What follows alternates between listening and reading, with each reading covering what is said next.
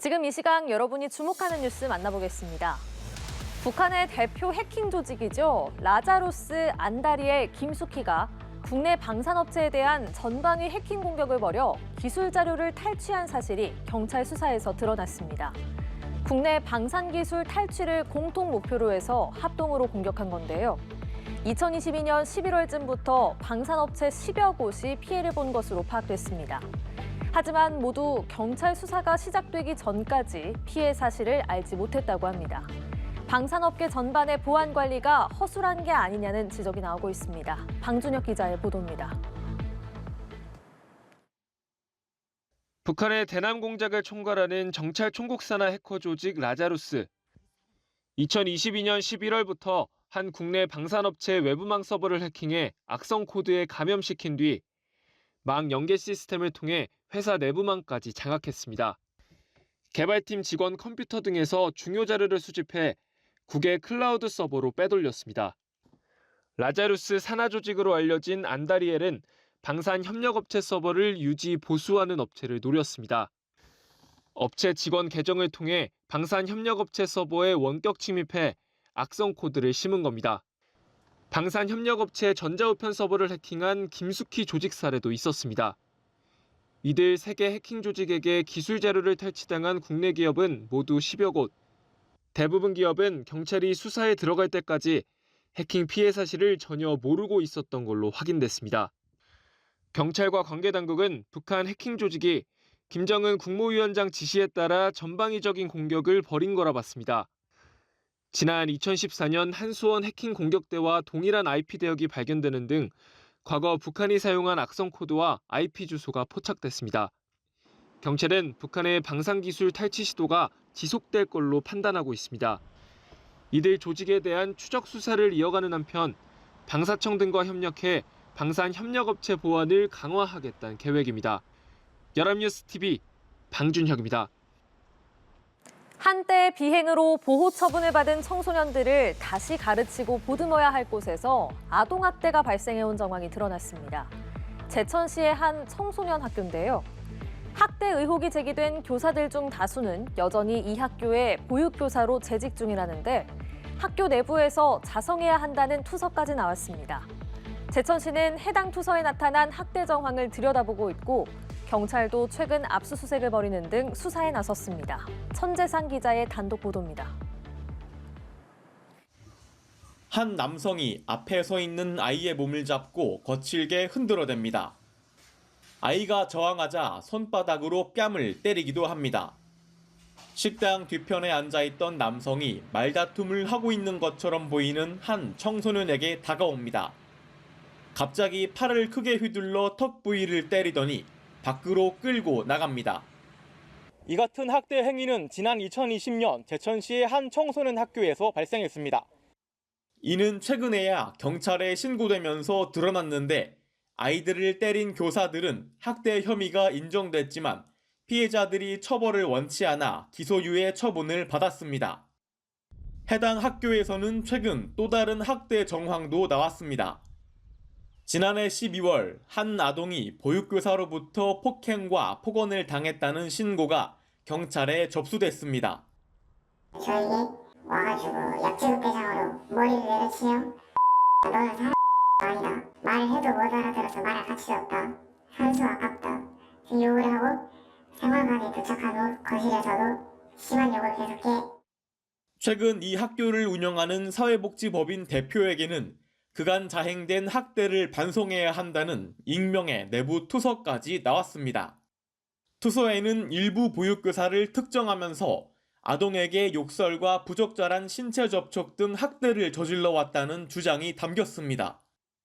익명을 요구한 이 시설의 한 관계자는 아동보호치료시설 생활환경상 아동이 피해 경험을 숨기는 경향이 있어 학대를 뒤늦게 알게 된 경우도 있다고 말합니다.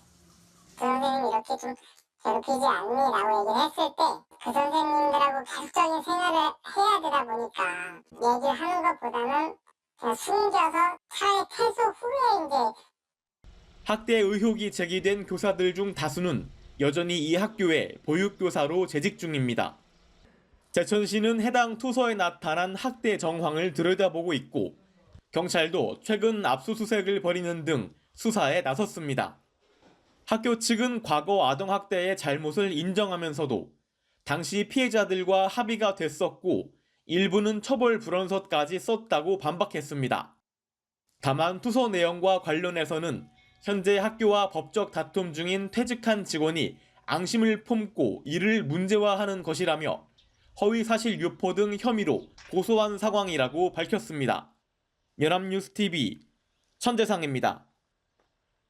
이른바 대마 젤리를 먹은 뒤 어지럼증을 호소하고 경찰 조사까지 받게 되는 사건이 속출하고 있습니다. 이번에는 사촌 언니가 건네줬다는 젤리를 먹은 두 여성이 병원에 실려갔습니다. 검사 결과 대마 성분이 검출됐는데요. 경찰은 현재 유통 중인 대마 젤리 대부분은 태국이나 미국 등 대마 합법국에서 반입되고 있는 것으로 추정하고 있습니다. 최진경 기자의 단독 보도입니다.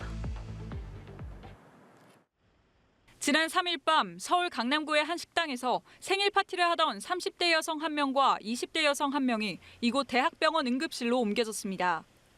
둘 모두 사촌 언니가 줬다는 젤리를 나눠 먹은 직후 어지럼증을 호소했습니다.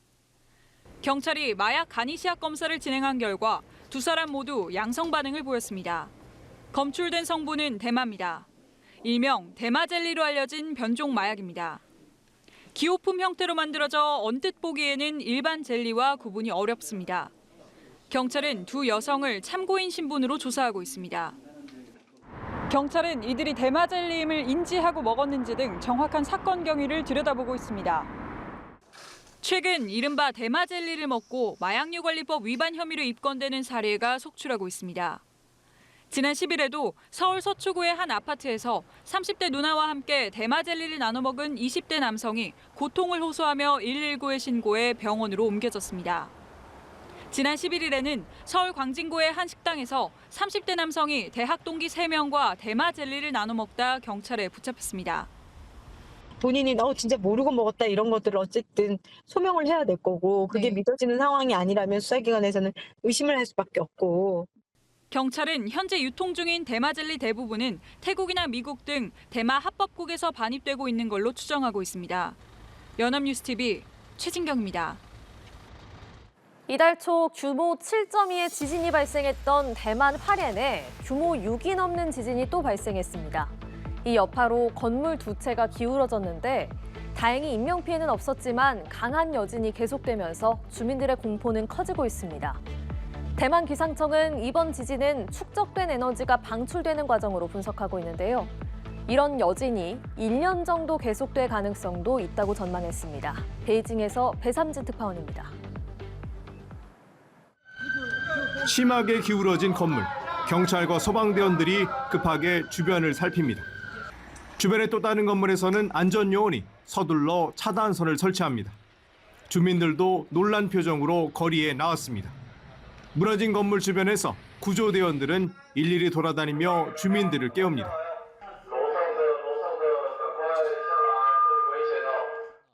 대만 화롄현에서 새벽 시간 규모 6.0 이상의 강진이 잇따라 발생했습니다.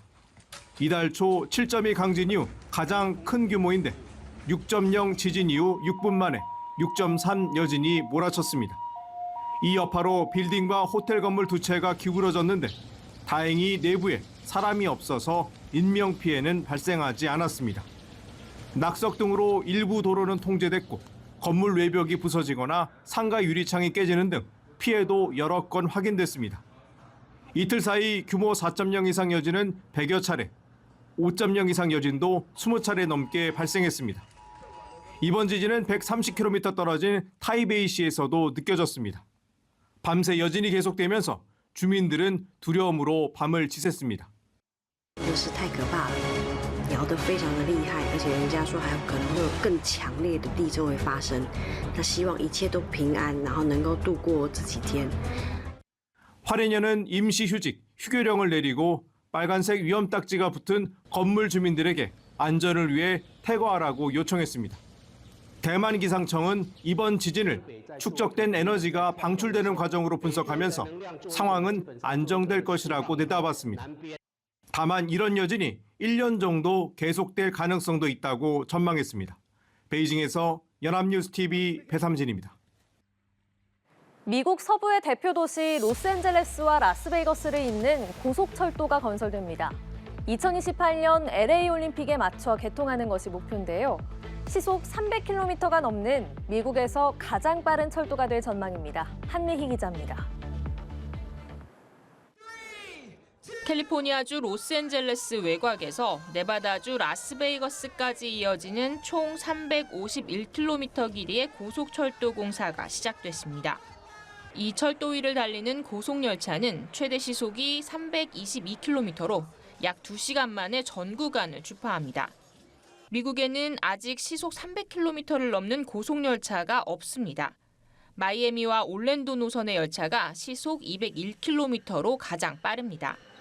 이날 건설을 시작한 철도를 미국의 진정한 첫 고속철도라고 의미를 부여한 이유입니다. We're the only industrialized country in the world that doesn't have a high-speed rail in America, and 4 years from now, we won't be saying that anymore. So it's truly a historic moment. 새로운 고속철도는 거의 전 구간 두 지역을 잇는 기존 고속도로를 따라 건설됩니다.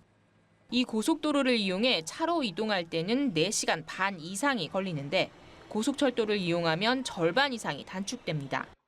당국은 일자리 창출은 물론 교통정체와 대기오염을 해소하는 데도 일조할 것으로 기대하고 있습니다. There'll be a million fewer cars stuck in traffic, so even if you don't use it, you'll be benefiting from the people who do.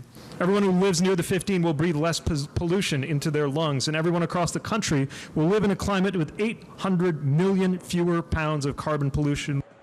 16조 원 이상이 투입될 이 고속철도는 2028년 7월 열리는 LA 올림픽에 맞춰 개통하는 것을 목표로 하고 있습니다. 연합뉴스 한미희입니다.